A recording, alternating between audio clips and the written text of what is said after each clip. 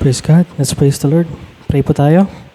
Yes, Father God, maraming salamat po, O Lord, sa araw na to na ibinigay niyo sa aming lahat, O Lord God, na nagsasama-sama kami dito sa bahay mo, O Father God.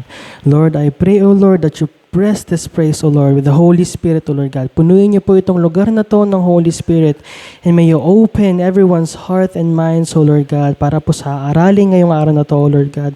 Isa buhay nila, isa puso nila, Father God. And may you touch them, O Lord God, in their hearts. May you enlarge them, O Father God. In Jesus' name we pray. Amen. Sige po, siupo po tayo. Kinagagala ko po na may mga bago po tayo mukha dito sa simbahan, no? Hindi po pagkakamali na nandito kayo ngayon. May plano po si Lord para sa inyo. No? So, 2026, no? Bagong taon na po. Daming nangyari. Praise God sa 2025. No? Ang ganda ng mga testimony kanina, no? Makikita nyo talaga na may ginawa si 2025 sa atin. Sa mga sinabi ni Sister Joanna at ni Sister Marge, no? Na ang daming unexpected na nangyari sa 2025. And I say that sa ating lahat. I'm pretty sure ang daming mga unexpected na nangyari sa atin sa 2025. May mga good, at syempre, mayroon ding bad na hindi mawawala yan. Pero praise God kasi nandito tayo ngayon, bagong taon na 2026, and ipag-pray natin itong taon na to, no? That it may be full of obstacles, yes, maraming pagdadaanan, pero lagi natin tatandaan na itong bagong taon na to, dadaan tayo kasama kay God, no? Ay hindi mawawala si Kristo sa tabi natin, lalong-lalo na itong bagong taon. Dadaanin natin yung mga problema na yan, yung mga pagbabago na yan, kasama ang Panginoon natin. No? Praise God. So, 2026, na may New Year's resolution na ba ang lahat? Nailista na ba? Yung tanda ko pa rin yung last year na New Year's resolution ko eh. Hanggang ngayon, yung pa rin yung nilagay ko eh. Hindi ko pa rin nagbago eh. No, mag-diet, number 1, check. Hindi na check eh. Hanggang ngayon, sinulat ko pa rin sa bago no? Madaano pa ba? Marami. Maraming naisulat uli as Christians, no? Importante mayroon tayong resolution. No? Hindi lang for New Year's. Hindi lang dapat tayo kada taon, no, magkakaroon ng resolution ng pagbabago. No, dapat araw-araw yan na alam natin yung mga kailangan nating baguhin, no? Nakikita natin yung mga dapat nating baguhin. So, going into our pag-aaral, our preaching, no? A new life for a new year. Bakit natin tinawag na bagong buhay? No? Kasi tayo mga Kristiyano, or rather mga tao, in general na to, kasi lahat tayo nagdadaan sa problema. Ang pinagkaiba lang natin mga Kristiyano is we have the mind to change. Alam natin kung ano yung dapat natin baguhin. Nag-aaral tayo ng Word of God eh. Alam natin, dapat habang nag-aaral tayo ng Word of God, nakikita natin yung mga dapat natin na binabago. Lalong-lalo na kapag you're going deep into the Bible. No? So, ang verse natin na yon, yung Matthew 7:21, basahin lang natin ulit. Hindi lahat ng tumatawag sa akin, Panginoon, Panginoon, ay papasok sa kaharian ng langit, kundi ang mga taong sumusunod sa kalooban ng aking Ama na nasa langit. Praise God. So, ano ba ibig sabihin nito? Ngayong generation na to kasi, napakadami nating Christians. Hindi lang tao. Meron tayong Christians na mga merch, mga damit, no? Christians na mga slogan. Yung nakikita natin sa mga billboards, may mga Bible verse. No? May mga Christian names, may Christian songs. No? Pero, hindi tinitingnan ni God yung mga ganong bagay na Christian. Rather, tinitingnan ni God yung pamumuhay ng Kristiyano. Hindi naman titingnan ni God yan kung kumakanta ka ng Christian songs eh. Hindi rin titingnan ni God kung nakasuot ka ng damit na may Bible verse. Rather, ang titingnan ng Panginoon natin is yung pamumuhay mo. Ano ba yung pamumuhay nating Kristiyano? No, marami tayong pagdadaanan ngayon. Marami tayong pag-uusapan. But rather, very quick but napaka-impactful. No? Yung mga dadaanan natin na you could say na ito yung dapat yung maging New Year's resolution natin bilang Kristiyano. Ngayon, hindi yun ibig sabihin na tuwing, yun nga, bagong taon lang, pero dapat throughout the years, ito yung itatatak natin na dapat nakikita natin sa sarili natin bilang children of God na nababago natin. So, marami kasing nagsasabi na Kristiyano sila dahil lang lumaki sa simbahan, o Kristiyano sila dahil na-invite, no? Na-invite lang. Pero makikita talaga natin na ang tunay na Kristiyano is sa pamumuhay. Makikita natin sa pamamaraan nila ng pagkausap, ng pagtrato ng tao, at pag-share ng gospel, ng word ni God. So ito yung una nating itatakil ngayong araw. Yung una nating point is, ayan, everything begins with a changed heart. So walang magsisimula kung ang puso mo ganun pa din, no? Pwedeng nagsimula ka na mag-church, pwedeng nagbabasa ka ng Bible, pero lahat yan walang patutunguhan kung hindi mo babaguhin ang puso mo.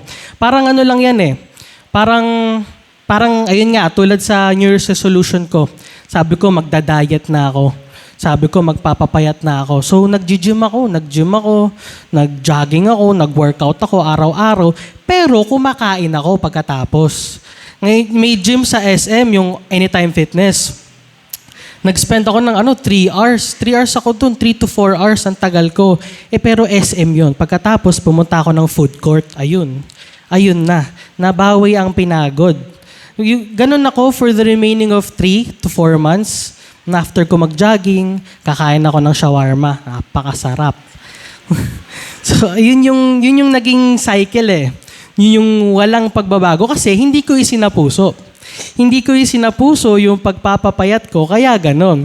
So ngayon, dapat ganon din tayo bilang mga Kristiyano, isinasapuso natin yung inaaral natin, yung naririnig natin, at yung nakikita natin sa isa't isa. So, hindi pwedeng pumapasok ka lang dito, nag-church ka lang, hindi pwedeng nakikinig ka lang ng salita ng Panginoon, dapat isinasabuhay natin, isinasapuso natin. Sabi nga sa Ezekiel 36:26, sabi ni God, I will give you a new heart. Bibigyan kita ng bagong puso. Once na nakilala mo si God, once na pumasok ka sa bahay-simbahan niya, bibigyan ka niya ng bagong puso. Puso ng pag-iintindi, puso ng kabaitan, puso ng punong-puno ng pagmamahal. Yun ang ibibigay sa atin ng Panginoon. Dito natin makikita that salvation is not a behavior modification. No, hindi lang yung pagbabago ng ugali, hindi lang yung pagbabago ng postura, ng pansamantala, kung hindi yung pamumuhay mo dapat. Kasi susunod na yan eh. No? It is supposed to be a heart transformation. Hindi lang yung panlabas yung binabago natin, pero pati yung panloob, no? Tina-target natin. Yung kagustuhan ng puso mo, yung nilalaman ng puso mo, dapat yan, binabago natin. Kung gusto talaga natin manatili sa pamamaraan, sa pamumuhay ng isang Kristiyano.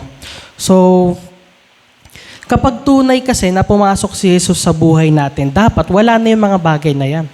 Dapat ini-eliminate na natin yan, yung mga dapat hindi ginagawa ng isang Kristiyano. No? Kasi kapag pumasok si Jesus sa buhay natin, lahat nagbabago. Nagbabago yung desire mo, yung kagustuhan mo.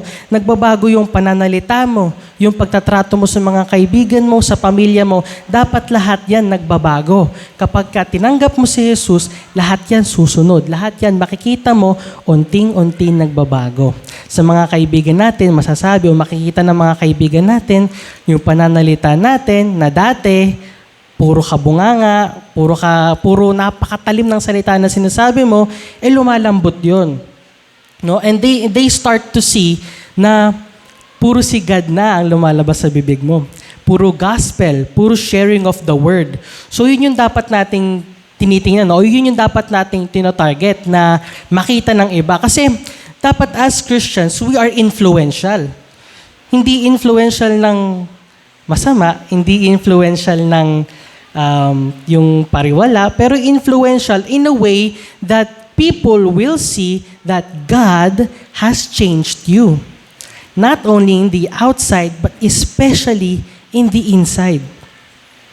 Yun yung importante eh. Kasi kapag walang nagbago, ay may mali. Pumasok ka ng simbahan, no? Pumasok ka ng bahay ng Panginoon, you listen to the Word of God, you praise, you sing the Word of God, pero walang nagbago, ay yun ang mali. May mali na doon. Kasi dapat kapag tinanggap mo si Jesus sa buhay mo, dapat kapag nakita mo, naramdaman mo yung Holy Spirit flourishing into your body, dapat nagbabago na yan. The way you speak, the way you walk, the way you treat each other, at kung paano ka mag-share ng Word of God. Dapat lahat yan nagbabago. Sorry, wait lang.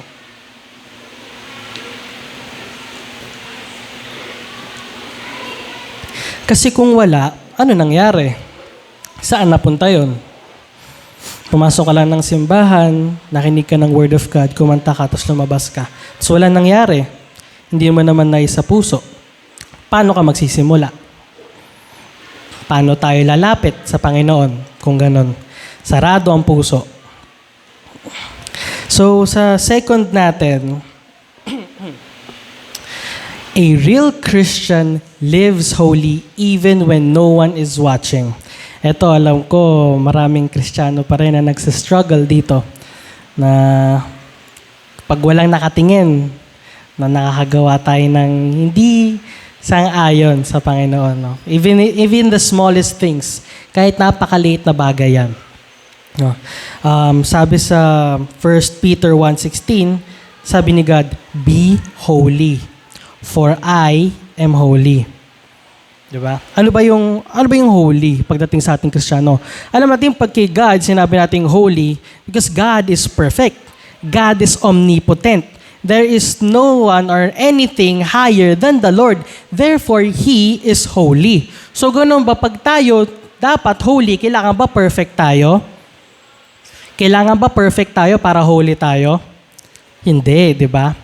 Hindi. Because being holy is not being perfect. Rather, being holy is being separated from sin. No? Hindi kailangan ka maging perfect in order to call yourself holy. Hindi mo kailangan maging perfect para maging sang-ayon ka sa Panginoon. No. Kailangan mo lang i-separate yung sarili mo sa maling gawain. Yun na nga kailangan natin gawin. No? That is the meaning of being holy in the presence of the Lord. No? It is separation from sin. It is devotion to God. You are giving everything. You are giving your passion, your problems, everything to the Lord. Kahit walang nakakakita. No? Sino ba dito nagde-devotion? Diba? Amen. Nagde-devotion.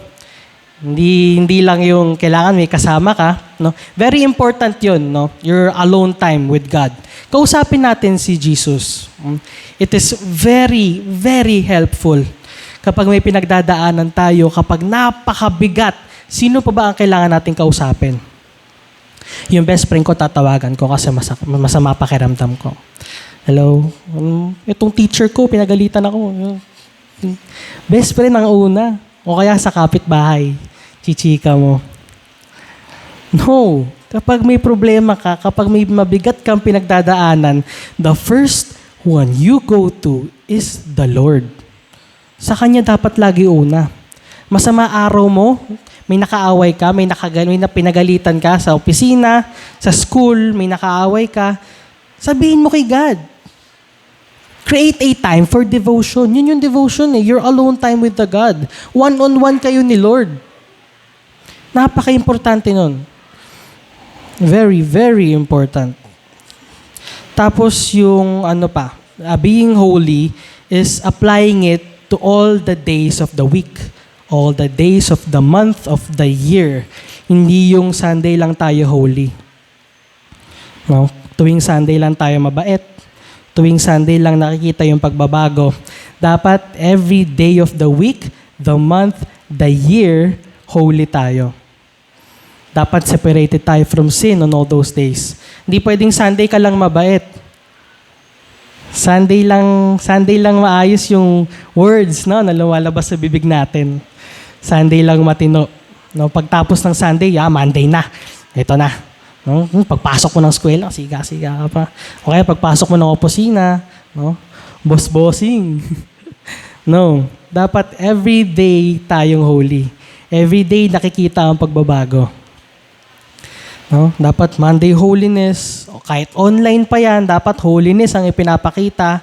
Kahit private, dapat holiness pa din.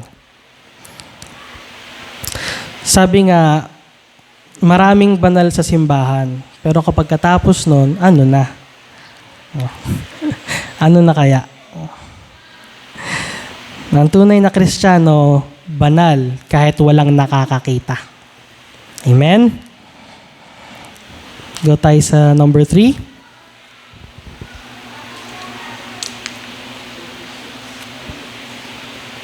Ayan. True Christians obey God's word, not just hear it. No? Marami rin akong kilalang Kristiyano beforehand pa sa dati naming church na pumupunta lang sila sa church, makikinig, pasok sa isang tenga, labas sa kabila. Ganun lang. Doon lang sila, uupo lang sila para lang masabing nagsimba. No? I'm pretty sure, no, marami tayong kilalang ganun. May mga kilala tayo. Pero sabi sa James 1:22, be doers of the word. No, be doers of the word, not hearers only. Kumilos ka. No, umaksyon ka. Natanggap mo yung word of God, pumasok sa isip mo, sinapuso mo, ano gagawin mo dun sa information na yon? Tatapon mo lang. Parang narinig mo lang, ganun lang. No. As Christians, as children of God, we act upon the Word of God. Pumasok tayo ng simbahan, narinig natin yung gospel, pumasok sa isip natin yung Word of God, dapat lalabas tayo dito ng ginagawa yung natutunan natin. Isinasabuhay natin yung natutunan natin. No? We eliminate the fact na papasok sa tenga natin tapos lalabas sa kabila. No. Aralin natin. Isapuso natin. Kapag pumasok tayo ng simbahan, dapat yung mga nagtuturo, nagpipreach, pinapakinggan natin, iniintindi natin para maisabuhay natin paglabas natin ng bahay-simbahan. No? Because hearing sermons, no, yung pakikinig ng Word of God, hindi yon ang nagbabago ng buhay. Hindi yon ang nagpapasok sa'yo sa kalangitan. Hindi. No. Is yung pag-akto mo o yung paggawa mo dun sa narinig mong lecture, dun sa narinig mong sermon, yun ang magliligtas sa'yo. Yun ang susi mo to the kingdom of God. Nakinig ka, isinabuhay mo. Hindi pa pwede yung papasok ka sa simbahan, makikinig ka lang, no.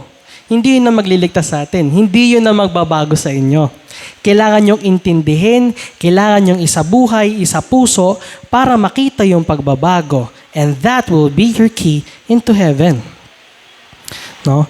The word must live in our houses. Houses meaning heart. No, yung puso ng katawan natin. No, yung puso ng spirito natin. Kasi hindi naman nababasa yun eh. Porket sabihin natin, kabisado mo yung Biblia. Kahit kabisado mo ang Biblia, pero hindi mo naman ginagawa yung nakasulat doon, wala. Walang kwenta yun. Kabisado mo nga yung Biblia, pero hindi mo naman ginagawa yung nakasulat. Anong sense nun? Diba? Para ka lang nagbasa ng storybook.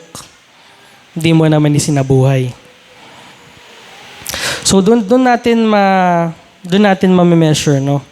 Na kung talaga bang nakikinig, isinasabuhay ng isang Kristiyano is kapag nakikita ng iba sa'yo yung pagbabago. Yung mga nakasulat sa Biblia is ginagawa mo talaga, isinasabuhay mo. Kasi mahirap yung kinabisado mo yung buong Biblia, pero hindi mo naman isinabuhay, di ba? Praise God. Sa number 4 tayo. Real Christians serve, not just attend church.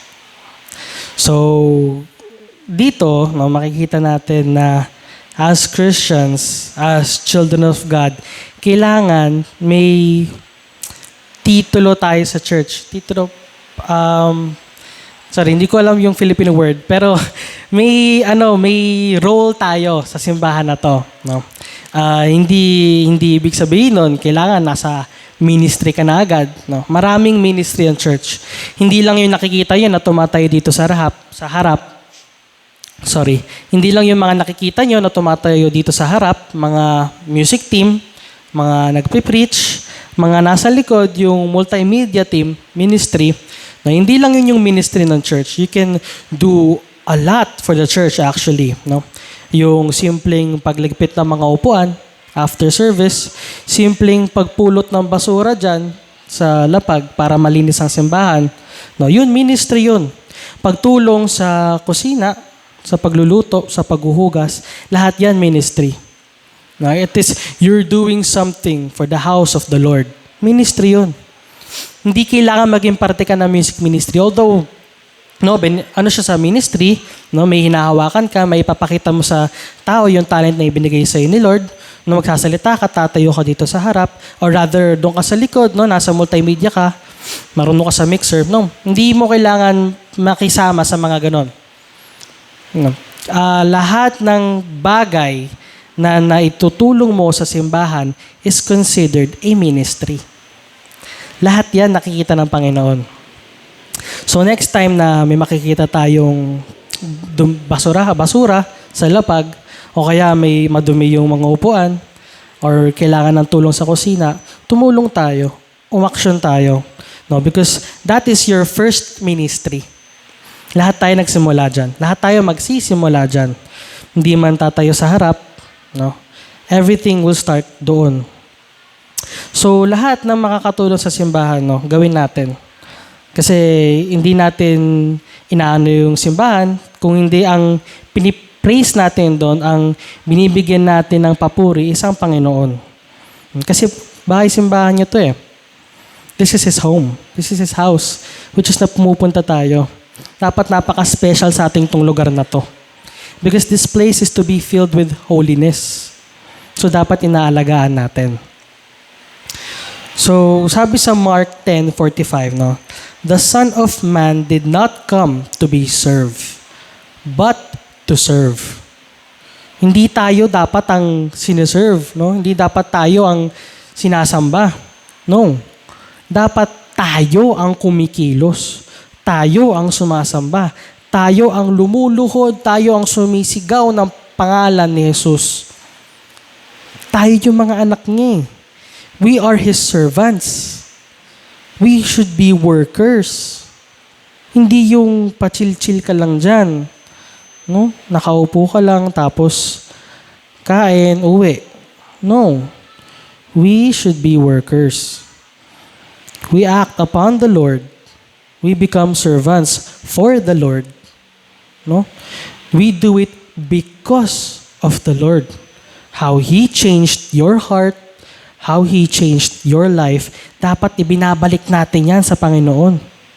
Binigyan ka ng talent, binigyan ka ng matulungin na kamay. Dapat ginagamit natin yan. Amen? So we were saved to serve, no? To serve the poor, to serve the church especially, to serve yung mga nawawala, yung mga nawawalang tao, yung mga nasasaktan, no? Kung si Jesus nakapaghugas ng paa ng ibang tao, dapat tayo din. Dapat ginagawa din natin yun. Ang Jesus nga natin nagawa, tayo pa kaya? A God of holiness, a God of perfection. Nagawa yun. Tapos tayo. So yun, dapat sa puso natin, no? How amazing, how loving, how kind God is. Dapat ganon din tayo. Hindi tayo, nag-usap nga kami ni Papa. May hindi daw tayo ililigtas ng paupo-upo lang. Hindi tayo ililigtas ng simbawe. Sabi ni Papa, simbawe yung tawag niya. Sa dati din namin church, maraming ganun, simbawe. Magsisimba, tas uwi agad. No. We act upon the Lord. Yun yung makikita niya. Na kumikilos ka sa church, no, ma-action ka, no, anything to glorify His name. No. Yun ang magliligtas sa atin. So, moving tayo sa 5th point. Yan. How we live here determines where we live forever. No, kasi maraming, lalo na mga kabataan ngayon, meron silang kasabihan yung YOLO. No, alam nyo ba yon? Yung YOLO daw. No, yung ibig sabihin ng YOLO is you only live once, sabi nila.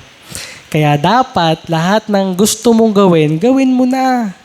Gawin mo na yan. Gusto mo mag cliff diving, gawin mo na. Mag skydiving, gawin mo na yan. You only live once. No?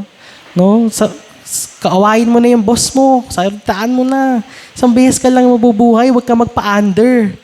Yung mga ganon. Kasi you only live once pero mali yun. We don't live once. We live twice. We die once, pero we live twice. Ganito yan. Yung pagsilang sa atin, no, we were brought upon this world to serve a purpose. A purpose that God has given us. Yun yung una nating buhay. That is the first life. No? Pumasok tayo sa mundong to, dinala tayo sa mundong ito to serve a purpose. A purpose given to us by the Lord. No, kapag nagawa na natin yung purpose na yon, we die. No? Yun yung die once. After nun, yung pangalawang buhay na. No? We live in eternity in heaven. Now, yun na lang yun. Kung dito nga, di ba sabi, it determines where we live forever. We live twice. At nakadepende yun sa pamumuhay natin sa unang buhay. Yun ang magdedetermine kung saan tayo pupunta sa pangalawang buhay natin. No? So, yung kasabihang YOLO, hindi totoo yan. Hindi lang sa ating Kristiyano, pero sa lahat yan. No? Ang pinagkaiba lang is, alam natin kung ano yung pinagkaiba ng dalawa. Alam natin yung kailangan natin gawin. Alam natin na nakadetermine yung action natin, yung gagawin natin sa buhay na to para makapunta tayo dun sa eternity. No, saan ba natin gusto? Eternity of love, of kindness with the Lord, o yung isang eternity of eternal separation from God. So tayo magde-decide nun. No? It is how we act, how we serve, no? How we intake the Word of God. So, sabi nga sa Galatians 6:7 that God is not mocked. No, kasi mockery yun eh. You only live once? No. Saan sinabi yun? It is mockery. No, heaven is not for the casual people. No, yung bahala na yan. No? May maliligtas ako for sure. 100%. Napaka mo. Sorry, ang sobrang kasiguraduhan ng ibang tao no? That 100% gumawa lang sila ng kabutihan and they will be saved. Yun ang paniniwala nila eh. But no. Mahirap maging Kristiyano. Mahirap ang mag-serve kay God. But I promise you this, mga kapatid, it is very much worth it. Mahirap yung pagdadaanan natin, yung daanan nilatag sa atin ng Panginoon. But I will tell you this, sa dulo ng path na yon, sa dulo ng binigay na path sa atin ni Lord, is eternal happiness. Ipagpapalit natin yung eternal happiness sa what? Panandali ang problema? 100 years? No, praise.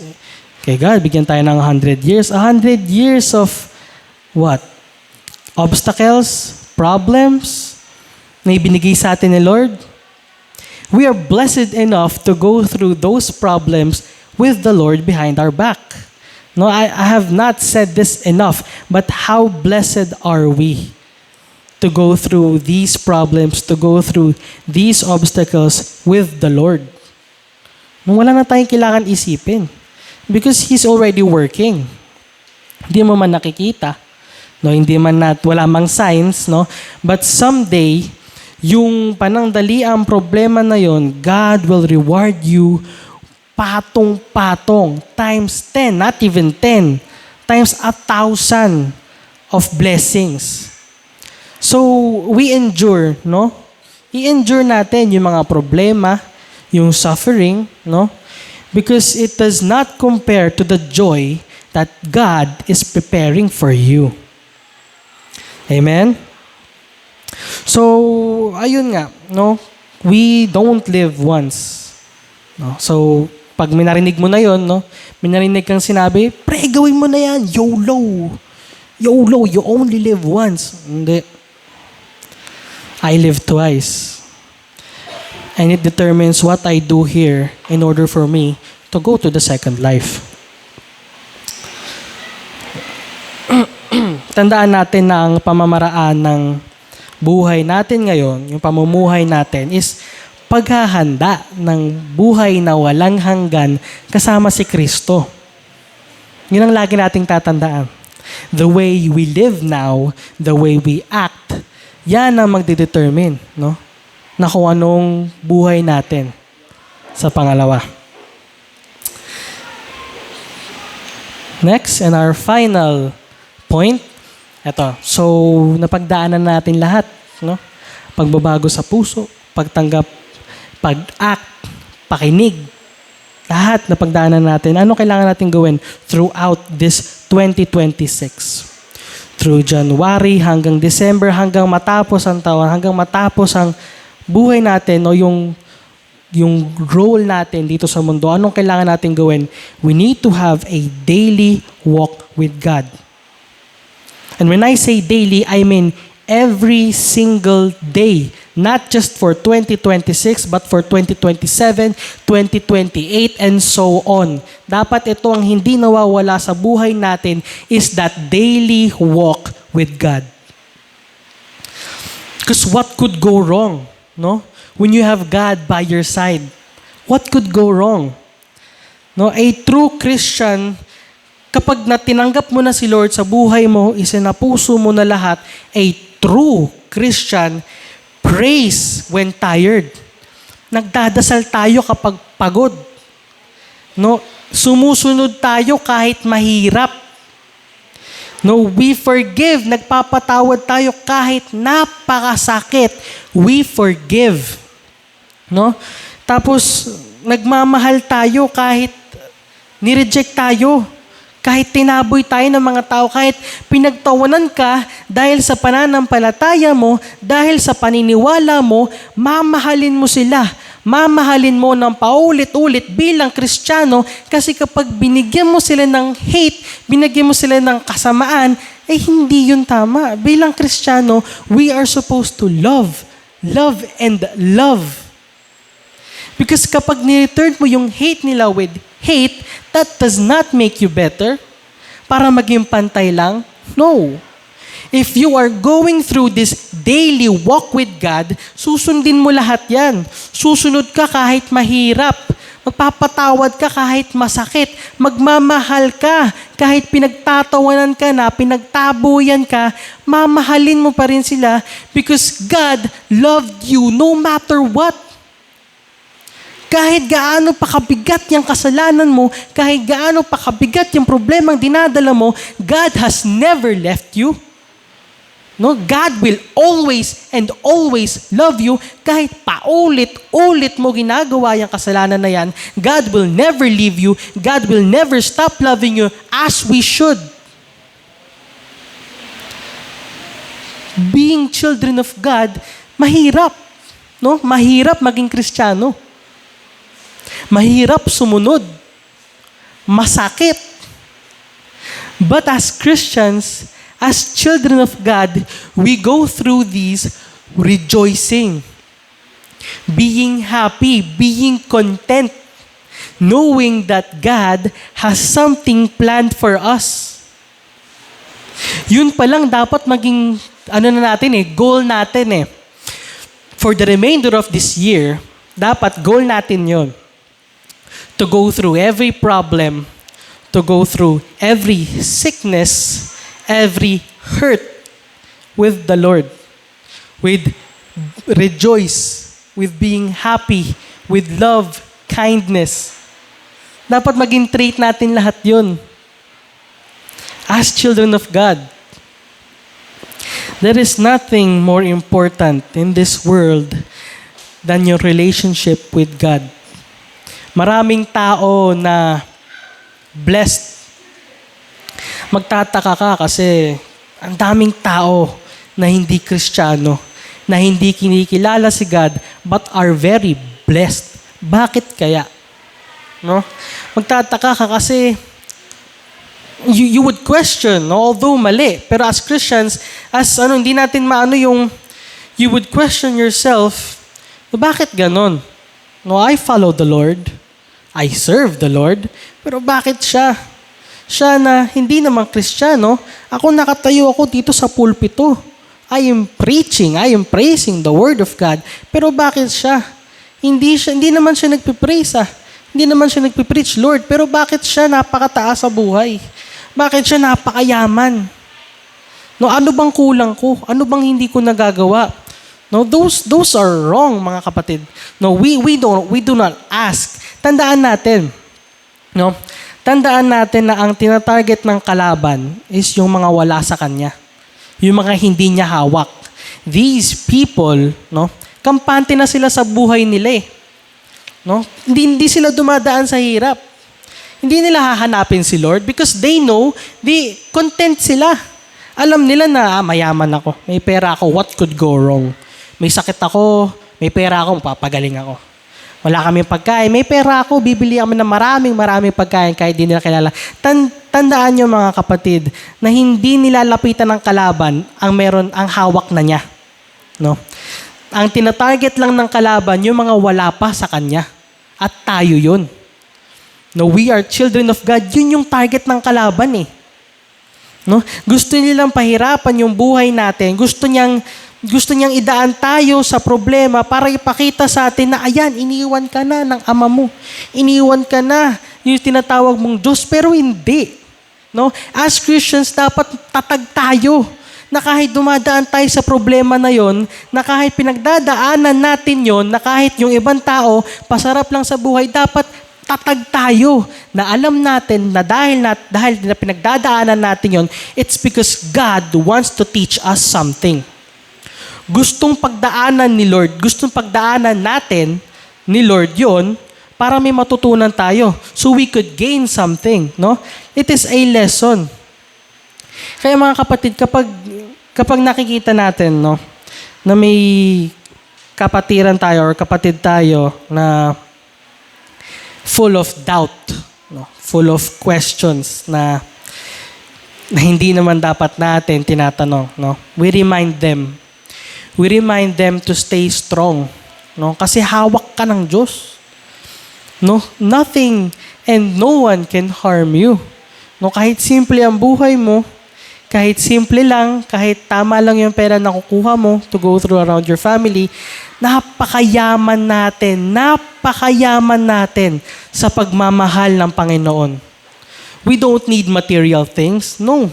Because what's waiting for us is so much better. So dapat yun ang lagi nating tatandaan, no, mga kapatid. Na hindi nabibilang ng pera o ng material things ang kabutihan na ginagawa mo. Pwede ngang mayaman ka, nagpapakain ka ng poor, nagpapakain ka ng mahihirap, nagdodonate ka sa mga charities, although they are good deeds, but wala lahat yan kung di nila kikilalanin si Jesus. So it is our job, no? Ang ganda ng devotion namin kanina. Sinabi ni Sister Joanna that we plant seeds sa mga tao. As Christians, we plant seeds. Ngayon, evangelizing is a hard thing. No? Ni-introduce mo yung buhay ng Kristiyano sa taong wala pang alam, o kaya sa mga taong ayaw talaga. It is hard. No? Pero lagi nating tatandaan na hindi man nila kailangan yung Word of God na yon at that moment, no, at that exact moment, one day, gagamitin ni God na yon, yung seed na itinanim mo dun sa tao na yon, yung word na shinare mo dun sa tao na yon, one day, the Lord will use it. When that person is at his lowest, matatandaan niya yung sinabi mo. Matatandaan niya yung shinare mo. Ito si Brother Jacob, nag-share sa akin ito. Oo nga, no? Ito si Sister Joanna, si Brother Joshua. Nag-share sa akin, oo nga, no? Na nasa lowest siya. He is at his lowest. Gagamitin ni Lord yon. And it will sprout into a fruit. No? Bubunga yun. And at that moment, makikilala niya si Jesus. At that moment, yung matigas niyang puso na yon, lalambot.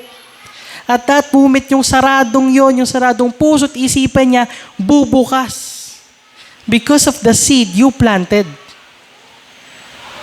No? Maganda yung sinabi ni Sister Joanna na don't get your roles mixed up. Our job is to spread the Word of God. Our job is to make sure people hear it. Our job is to make sure yung seed na yon matatanim natin.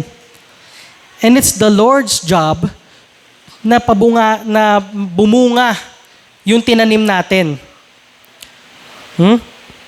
So, it is enough sharing the Word of God. No, at someday, makikita natin that the seed, it may not be today, it may not be next week, next year, or the following years. Pero makikita natin kapag yung tao na yon started with a change of heart, started with not just going to church, but working, but acting through the Word of God, and it will start kapag nakita natin na isinasabuhay niya na yung naririnig niya, yung inaaral niya na Biblia, doon natin makikita that he is starting to change because of the seed that you planted. So mga kapatid, itong 2026, may it be full of blessings. I am certain that it will be full of obstacles, problems, storms that will hinder you from ever believing you are worthy to praise the Lord. You are worthy to call yourself sons and daughters of Christ. No? And I promise you, mga kapatid, that you will go through these problems, you will go through these changes with the Lord. And He will never leave you. That I can assure you. Na kahit anumang pagbabago, kahit anumang gawin mo, the Lord will always be by your side. So, balikan natin, no, yung mga pinagdaanan natin, just to make sure or summarize na alam natin yung mga, no, isulat nyo na, yung New Year's resolution nyo. No? So, tanggalin na yung diet na yan, no? Tanggalin na natin yan. Mukhang 2 years na, hindi pa rin nagagawa eh. So, number 1, everything begins with a changed heart. Simulan natin sa pagbabago ng puso natin. This day and onwards, baguhin na natin. Palambutin natin, buksan natin, let God in. Next, a real Christian lives holy, even when no one is watching. So, kikilos tayo, we will act holy kahit in private. No? Kahit online, kahit saan pa yan, we act holy upon the name of the Lord. Next, true Christians obey God's word, not just hear it. So, eliminate na natin yung pasok sa isang tenga, labas sa kabila. Tanggalin na natin yon. No? Pasok sa isang tenga, internalize. No? Aralin natin. After natin aralin, isa puso naman natin. That is the change that we're going to do. Next, real Christians serve, not just attend church. So ngayon mga kapatid, no, narinig na natin that hindi lang pala yun yung way natin para i-praise si God, no? To work upon the Lord's name. Maraming paraan, no? We clean, no? Tumulong tayo sa paglipit ng mga upuan, tumulong tayo sa pag-set up ng lamesa, no? Kung may alam sa mga instruments, no, it is, no, what other day, no? Ano pang hinihintay nyo? No, share the talent that God has given you. No, kung binigyan ka ng boses to sing, kumanta ka. Kung binigyan ka ng boses para magsalita, mag-preach ka. Kung binigyan ka ng talent sa mixer, or sa multimedia, sa camera, no? Work upon it, no? Para to praise the Lord, no? Kumikilos ka. You have a title. You are a servant of Christ. No? So, wag nating sayangin yung mga pwede nating gawin. No? We act, no? We work dahil and because of the Lord. Next, how we live here determines where we live forever. So tanggalin na natin yung YOLO na yan. No, we don't live once. Lagi nating tatandaan na ang pamumuhay natin sa buhay na to will determine kung saan ka pupunta. We live twice. At importante yung gagawin natin sa buhay na to para makarating tayo sa buhay na walang hanggan of love, kindness, with the Lord. And our last is that daily walk with God. So mga kapatid, I want you to challenge yourselves, no? Magkaroon tayo ng every day, magkaroon tayo ng one-on-one with the Lord. No? Kahit pagod ka na, kahit masama pakiramdam mo, let's have that one-on-one with the Lord. Because let me tell you this, napaka-importante nun. Regardless na kung mabigat yung pinagdadaanan mo, regardless na kung gaano pa kasama yung nararamdaman mo, you talk with God. You talk it out with God. Ilabas mo kay Lord. You surrender it to the God, to our Lord. And I promise you, you will feel so much better. So that daily walk with God, start it with a changed heart and have that daily devotion with Him. No, pwedeng sa umaga, pwedeng sa gabi, kung saan kayo kumpati, kung saan kayo sure na makakausap nyo si God. Na I started to do it every morning kasi sa gabi, aminin ko, nakakatulog ako. Nakakatulog na ako, kinakausap ko si God. Kasi sabihin ko, God, itong araw na ito, yung tulog na. Hindi ko na natapos. Tapos magigising na lang ako kinabukasan. Saan nga ba ako tumigil? So, I changed it. Tuwing may school ako, tuwing may exams, kinabukasan, at every day nagigising ako, no? I start my day thanking the Lord, of course, then having that conversation with Him. Hindi kailangan napakatagal, no? You can read a verse. No? Sa phone natin, meron yun yung sa lock screen lang. A daily verse, then have that talk with the Lord. No? It will change your lives. No? Yung araw na mabigat, yung araw na puno ng sakit, no, it will make you productive because you started your day with the Lord.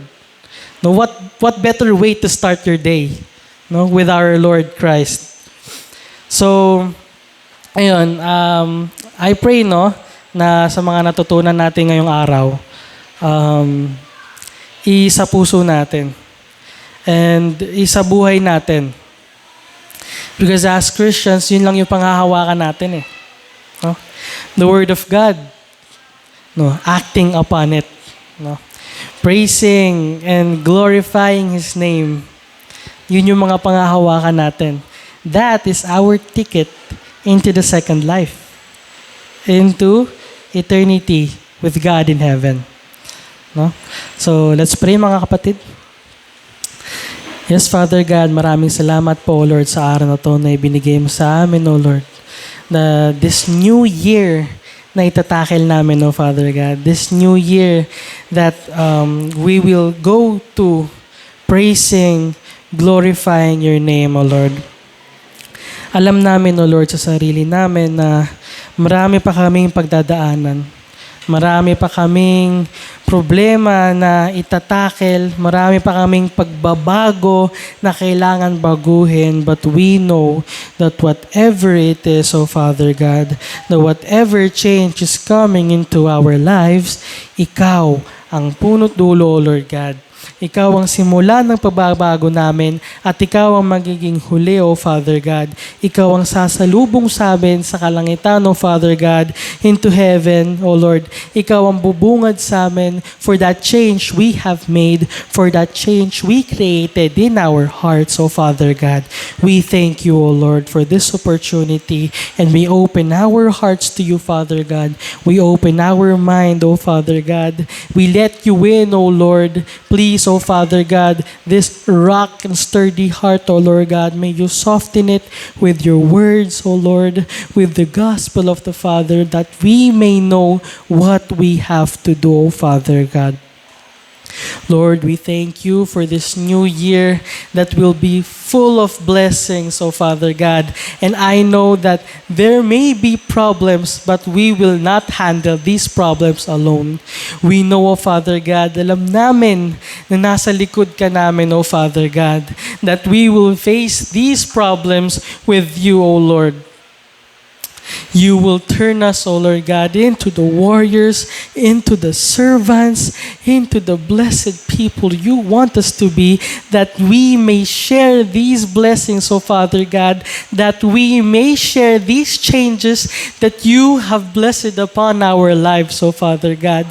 We will share these changes, O Lord, to the people that are in need, that are lost, that are in pain, O Father God, and we will allow them to enter your kingdom, O Lord God, to enter this life that you have given us, O Lord. We will plant these seeds, O Father God, to the people that are in need most, O Lord, that one day you may use this seed, O Father God, to blossom into the righteous person you want them to be, just as you let us blossom into the person we are today, Father God. Lord, I know we are in need of change. We are in need of a heart that is focused solely on praising, worshiping, and glorifying your name. But I know, O Lord God, we will go through these changes with the heart, with the mind of a Christian, with the hands of a servant, with the heart of a warrior, knowing that God, you are the only one for our lives. You are the only one that will nourish, that will cherish our souls, O Father God. And we thank you, O Lord. We thank you for 2025, for the obstacles that we have overcame, for the change that we changed, O Father God. And this year, 2026, I pray that we go through this year with a warrior heart, stronger than ever, ready to face any challenge you throw upon us, O Lord. For we know we are not alone. For we know we are stronger with you by our sides, O Lord. Again, Father God, we thank you. We lift you, O Lord God, for this day, for this day may be only for you and the rest of our lives, O Lord. That you provide us with that daily walk. That you provide us with a heaven that we know is ready to accept us. As your servants, as your children, your sons and daughters, we praise you, Father God. We glorify your name. For you are holy, holy, holy, and worthy to be praised. We thank you, Lord, again for our lives that we left behind, for the new person we are today, for the changes we are ready to accept, for the changes that we are ready to create in order for us to be worthy of going into heaven, to be worthy of going into that second life that you prepared for us. Lord, I know that this path you have set for us is filled with obstacles, is filled with storms and problems. But we will go through this path bare feet, O Father God, ready to accept everything, knowing that these are your plans, knowing that these changes will create a better person, a person ready to worship, a person ready to praise, to act upon your name, O Father God. We thank you, O Lord. And I can say, Father God, I can tell, we are ready. Ready to change, ready to accept these problems, these terms you have, Father God. We know you are our beginning, our end. We are ready to become hotter than ever, Father God. Hotter Christians, knowing that what you have in store for us is good. We know that whatever problem we have right now, whatever problem we are facing, it does not compare, Father God, for the joy that you have in store for us. And we will go through these problems rejoicing as we will go through this 2026. Rejoicing in your name, rejoicing for the change, rejoicing for the new heart that you have given each and every one of us. A heart that is ready to worship, a heart that is ready to praise, a heart that is ready to serve. Again, Father God, we surrender to you. We give you our lives. We give you our past selves that we left behind. Thank you, O Lord. Thank you. Thank you, Father God. Now I pray that we leave your house, we leave this church with a heart full of your words, with a mind full of blessings, our soul full of contentment, knowing where we start and knowing where we will end. We thank you again, Father God. We lift your name on high, and that every son, every daughter will shout your name and will shout, Amen. Amen, Father God. Thank you.